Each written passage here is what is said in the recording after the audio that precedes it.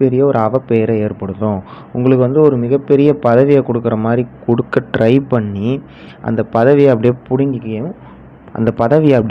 பிடுங்கிக்க try பண்ணும். So இந்த ஜாதகத்தில் இப்போ 3-8 பரிவர்த்தனை இவருக்கு வந்து ஒரு மிகப்பெரிய போஸ்டிங் வந்து கிடைக்க வேண்டியது கடைசி நிமிஷத்தில் தன்னுடைய கூட இருந்த ஒரு அதிகாரியால் இவருக்கு வந்து அந்த போஸ்டிங் வந்து கிடைக்காம போயிடுச்சு.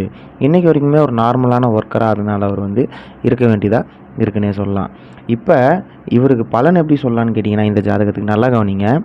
குரு கேது ஒரு கட்டத்தில் இருக்குது. ஸோ கன்ஃபார்மாக லட்சக்கணக்கில் வந்து இவருக்கு வந்து கடன் இருக்குன்னே சொல்லலாம். Point number 1.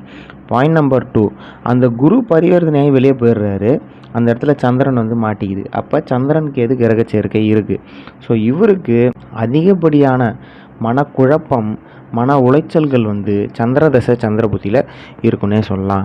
அதே நேரத்தில் கவனிங்க, இப்போ இவருக்கு கரெக்டாக இந்த 3